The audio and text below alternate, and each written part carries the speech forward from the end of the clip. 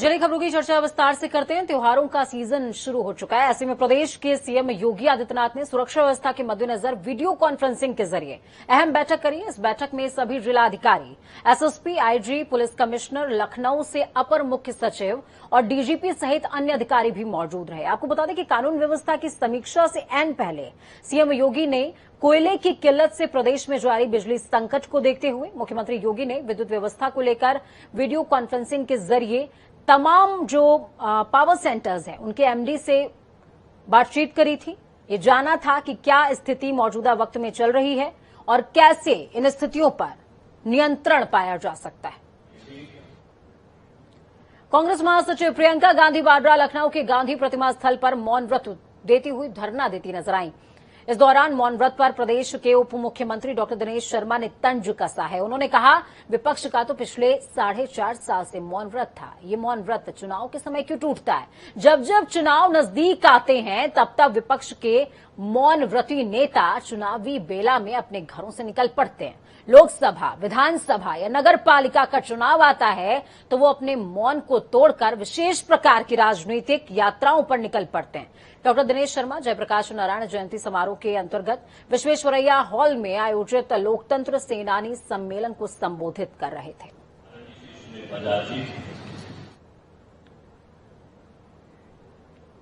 Mission 2022 के लिए सियासी दल पश्चिमी उत्तर प्रदेश से अपना चुनावी आगाज करने में जुटा हुआ है। सपा ने जहां रविवार को सहारनपुर से अपना चुनावी आगाज किया तो वहीं राष्ट्रीय लोक दल भी अपनी जमीन को तलाशने की फिराक में है। इसी क्रम में राष्ट्रीय लोक दल ने आज मुजफ्फरनगर के बुढ़ाना में महारैली का आयोजन किया है। इस महारैली का नाम आशीर्वाद पथ यात्रा रखा गया। तो वहीं रालोद सुप्रीमो जयंत चौधरी ने रैली को संबोधित किया। जयंत को सुनने के लिए जिले के लोगों की भीड़ इकट्ठा हो गई। इसी दौरान जयंत चौधरी ने कहा, लखीमपुर खीरी की घटना को हमें भूलना नहीं चाहिए।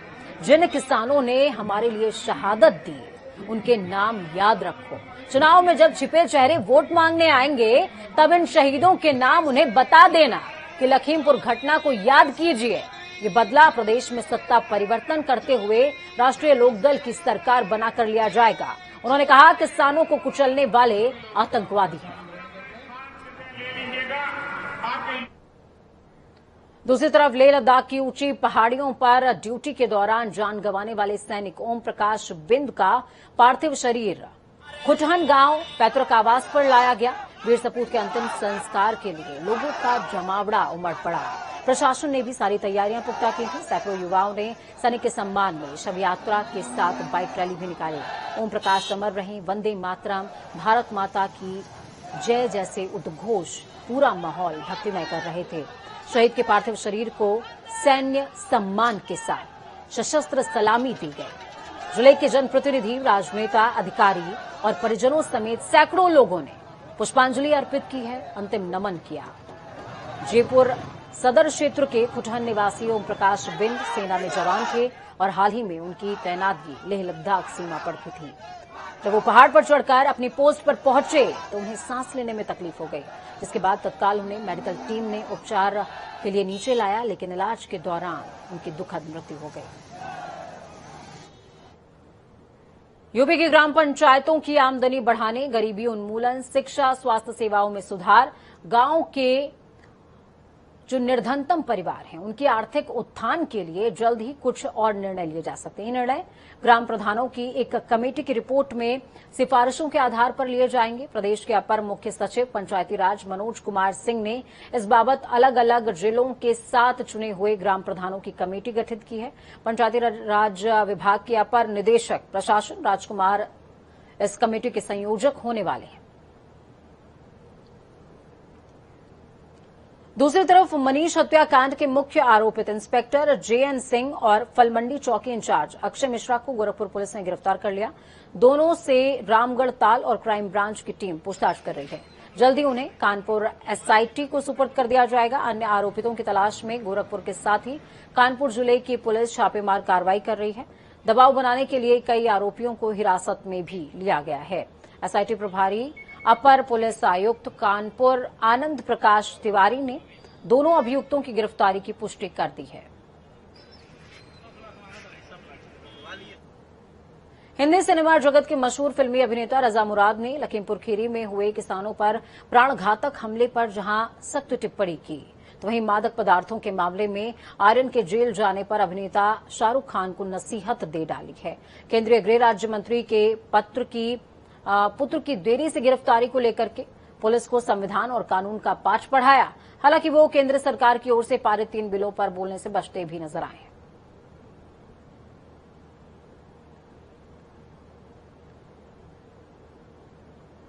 उत्तर प्रदेश में आगामी विधानसभा चुनावों को लेकर सभी पार्टियां अब जिला स्तर पर मीटिंग कर रही हैं और सभी पार्टियां प्रत्याशी घोषित करने और सरकार बनाने के दावे कर रही हैं। बात की जाए तो उत्तर प्रदेश पीस पार्टी भी चुनावी मैदान में उतर चुकी है और अब अपने दम पर विधानसभा चुनाव लड़ने की रणनीति बना रही है। पीस पार्टी 18 अक्टूबर को पश्चिमी उत्तर प्रदेश के अंदर अपना शक्ति प्रदर्शन करके सभी दलों को अपनी ताकत का एहसास कराना चाहती है, जिसके मद्देनजर हमारे संवाददाता हैदर अली ने पीस पार्टी के राष्ट्रीय प्रवक्ता शादाब चौहान से खास बातचीत की है। उत्तर प्रदेश में आगामी विधानसभा चुनाव का बिगुल बज चुका है और सभी पार्टियां भी प्रत्याशियों को घोषित करने के लिए लगी हुई हैं। अगर बात की जाए लखीमपुरी खीरी कांड में जो किसानों के साथ भ्रष्टा हुई थी और उसके बाद अगर जो माहौल बना था उसको लेकर भाजपा को घेरने के लिए सभी पार्टियां अपनी कमर कस रही हैं। आज गाजियाबाद में पीस पार्टी के राष्ट्रीय प्रवक्ता शादाब चौहान हमारे साथ मौजूद हैं, जो बता रहे हैं वो भी उत्तर प्रदेश के अंदर आगामी विधानसभा चुनाव के लिए तैयार हैं और अपने प्रत्याशी खड़े कर रहे हैं। सर, जनता टीवी में आपका स्वागत है। जी धन्यवाद। किस तरीके से तैयारी करेंगे और क्या आपकी प्लानिंग है उत्तर प्रदेश विधानसभा चुनाव के लिए?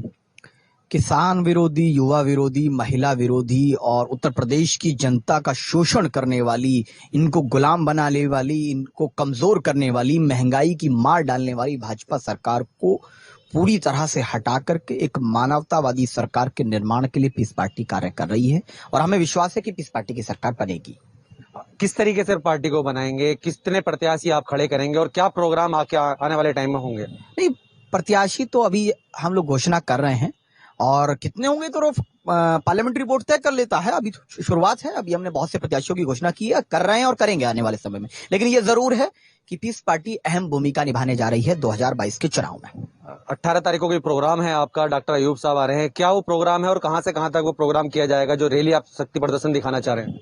18 तारीख को माननीय अध्यक्ष जी आ रहे हैं, अपने नेताओं से, अपने साथियों से मुलाकात करेंगे।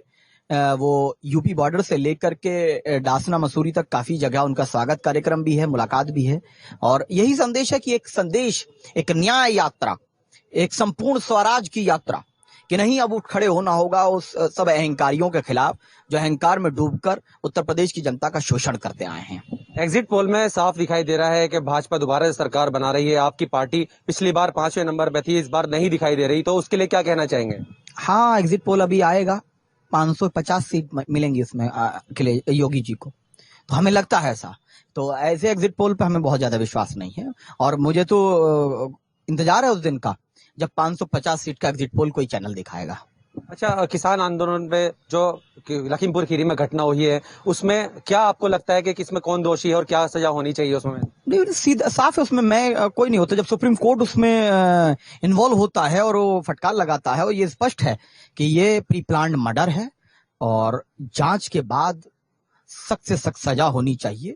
सीबीआई इंक्वायरी सिटिंग जज की सुप्रीम कोर्ट की मौजूदगी में होना चाहिए, तभी न्याय हो पाएगा, वरना इसमें न्याय नहीं मिलेगा। ये लिख लीजिए, कोई न्याय नहीं होगा, कोई सब सिर्फ नाटक है, कोई न्याय नहीं होगा अगर इसमें सीबीआई इंक्वायरी नहीं हुई, जांच नहीं हुई एक सुप्रीम कोर्ट के मौजूदा जज की उपस्थिति में।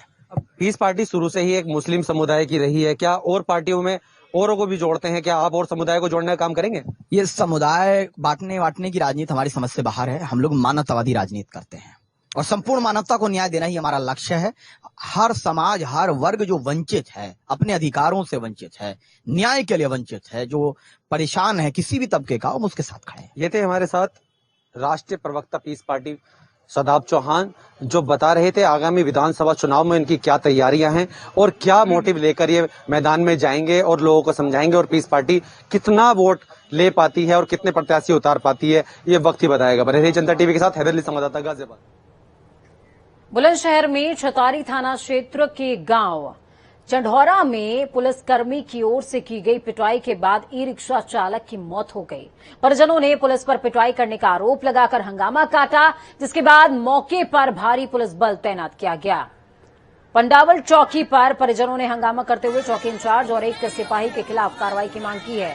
एसएसपी संतोष कुमार सिंह ने बताया जांच की जा रही है। जांच में दोषी पाए जाने पर दोषियों के खिलाफ सख्त से सख्त कार्रवाई भी की जाएगी। मामले में पुलिस ने बयान जारी करते हुए कहा कि वो पहले से ही टीबी और हार्ट का पेशेंट था। समाजवादी पार्टी से रामपुर के सांसद आजम खान अपने बेटे अब्दुल्ला आजम के साथ कई मामलों में पिछले 20 महीने से सीतापुर की जेल में सलाखों के पीछे हैं। इधर उन पर रामपुर की कोर्ट में बड़ी तेजी के साथ अदालती कार्रवाई जारी है। बावजूद इसके जैसे जैसे यूपी चुनाव का समय नजदीक आ रहा है, वैसे वैसे सांसद आजम खान और उनके बेटे की रिहाई के लिए पार्टी समर्थक अपने अपने अंदाज में मांग करते चले आ रहे हैं। इसी क्रम में रामपुर निवासी एक युवक ने अपनी शादी का कार्ड लाल और हरे रंग में छपवाया है और उस पर मुलायम सिंह यादव, अखिलेश यादव, आजम खान और अब्दुल्ला आजम की तस्वीरें भी छपवाई हैं।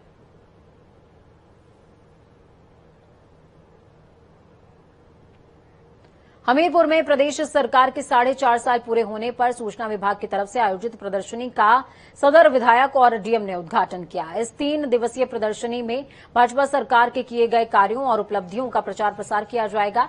साथ ही प्रचार प्रसार कर लोगों को योजनाओं का लाभ देने के लिए जागरूक भी किया जाएगा। आपको बता दें कि ये प्रदर्शनी हमीरपुर मुख्यालय के मां चौरा देवी मंदिर परिसर में आयोजित की गई थी।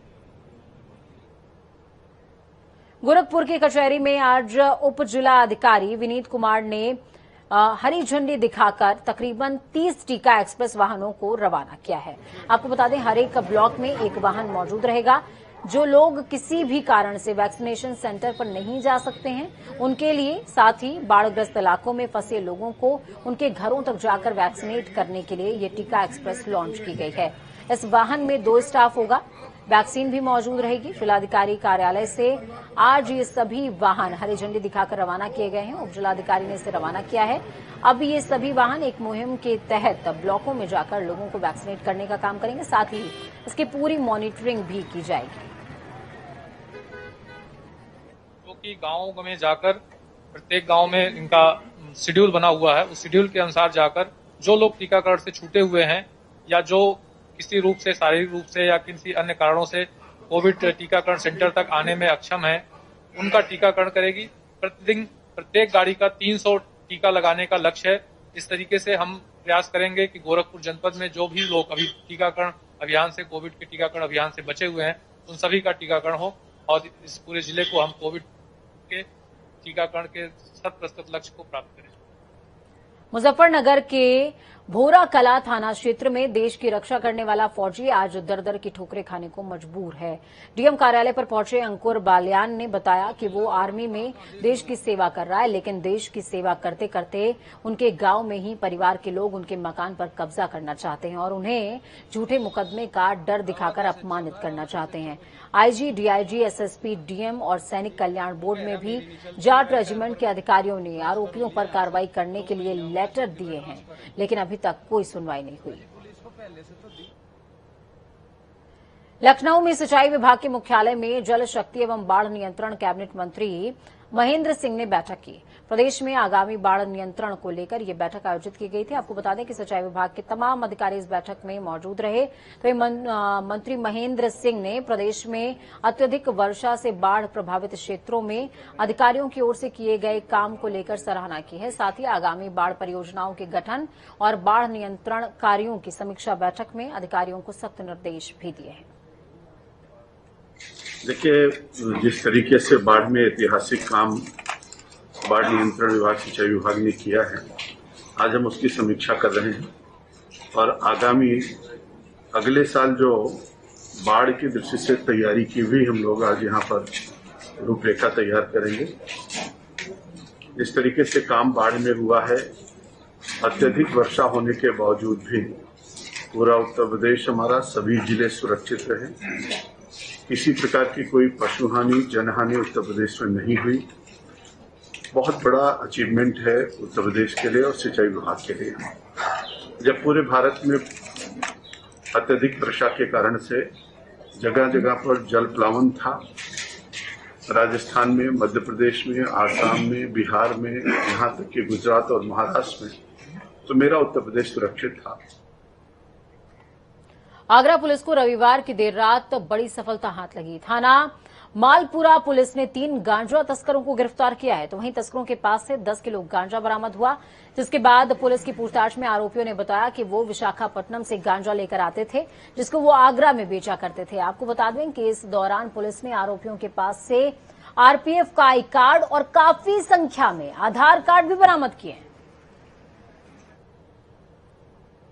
आदिशक्ति मां विंध्यवासिनी धाम पर लघु त्रिकोण पर स्थित मां काली के मंदिर के अंदर शॉर्ट सर्किट से आग लग गई, तो वहीं अचानक आग लगने से श्रद्धालुओं के बीच भगदड़ भी मचती नजर आई, जिसके बाद पुलिसकर्मियों के साथ फायर ब्रिगेड ने तत्काल मौके पर पहुंचते हुए आग पर काबू पाया। गनीमत ये रही कि इस घटना में कोई हताहत नहीं हुआ है। वहीं आग लगते समय मंदिर पर भक्तों की भीड़ नहीं थी और अग्निशमन कर्मियों ने समय रहते आग पर काबू पा लिया।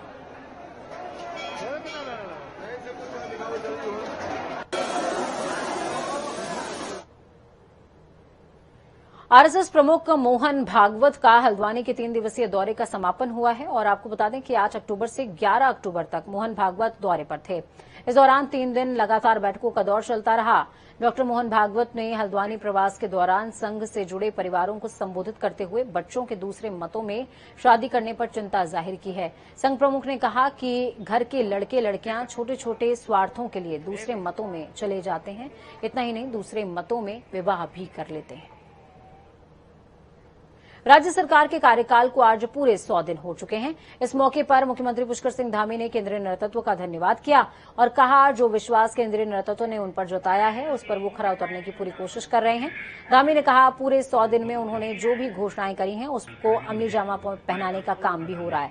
साथ ही धामी ने कहा सरकार जनता के बीच में जाने का काम कर रही है। मुझे उत्तराखंड की जनता की सेवा करने का एक दायित्व सौंपा, तब से लेकर आज तक जो 100 दिन का कालखंड पूरा हुआ है, मैंने सारा का सारा संपूर्ण एक एक पल हमारे उत्तराखंड के जनगण मन को समर्पित किया है।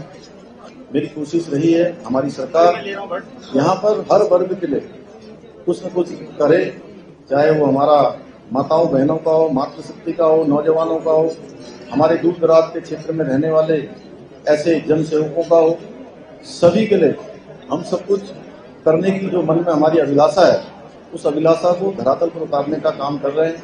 हमने बहुत सारे क्षेत्रों में फैसले लिए हैं, लगभग 300 से भी ज्यादा इन 100 दिनों में फैसले लिए हैं।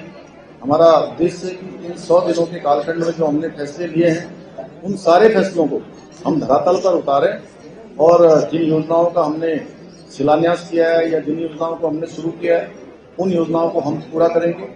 हम पूरी पारदर्शिता के साथ, पूरे मनोयोग के साथ, और माननीय प्रधानमंत्री जी ने जो हमको एक विजन दिया है कि 2025 का उत्तराखंड जो समूचे भारत का आदर्श उत्तराखंड होगा, हर प्रकार से उस उत्तराखंड को बनाने के लिए हम कृत संकल्पित हैं कि 25 साल का जब उत्तराखंड होगा तो ये उत्तराखंड हर क्षेत्र में नंबर 1 का उत्तराखंड होगा। वहीं धामी सरकार के 100 दिन का कार्यकाल पूरा होने पर आम आदमी पार्टी ने सरकार के 100 दिन को असफल बताया। प्रदेश प्रभारी दिनेश मोहनिया ने कहा कि सरकार ने 5 सालों में एक भी काम प्रदेश में नहीं किया। बीजेपी ने कुछ विकास किया है तो वो सिर्फ मुख्यमंत्री बदलने का विकास किया है और उत्तराखंड की जनता को छला है। उनके लिए तो सबसे अच्छा नारा ये है कि 100 दिन 100 पार, 100 पार पेट्रोल, 100 पार, 100 दिन 800 पार, सिलेंडर 800 पार। तो महंगाई को, भ्रष्टाचार को रोकने में पूरी तरह से 100 दिन में असफल रहे। 100 दिन के उपलब्धि के नाम पर ये जीरो है।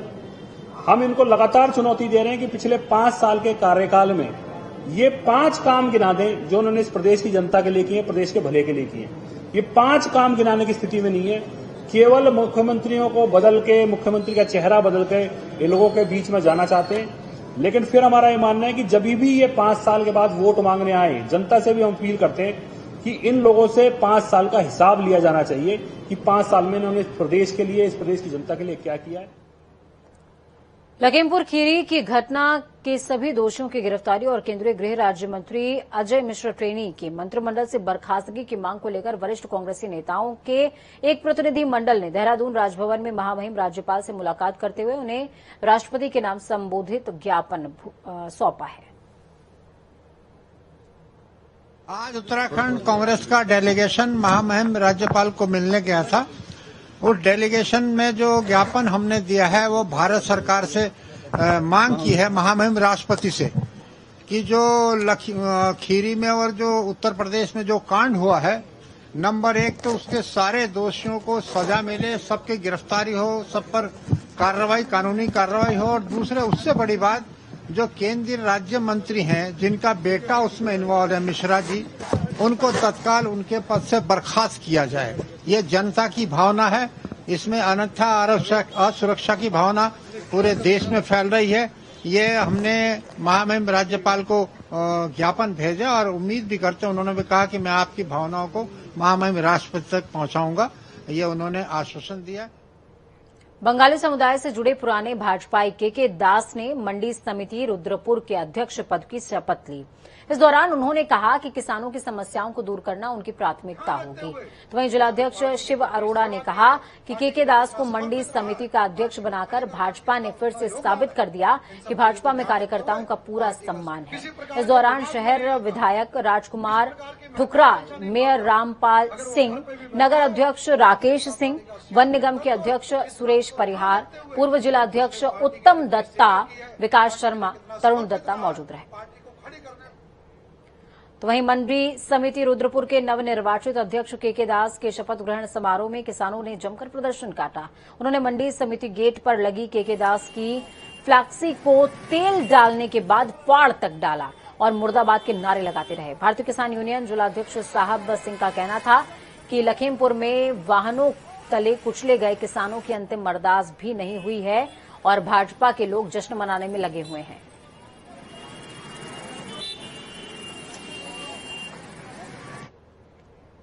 मसूरी के सरस्वती शिशु विद्या मंदिर में स्कूली छात्राओं को एसडीआरएफ के जवानों ने आपदा से बचने के गुर सिखाए हैं। स्कूली बच्चों को बताया गया कि आपदा से किस तरीके से निपटा जा सकता है, साथ ही उन्हें भूकंप, बाढ़ और सड़क दुर्घटना होने पर बचाव के बारे में जानकारी साझा की गई।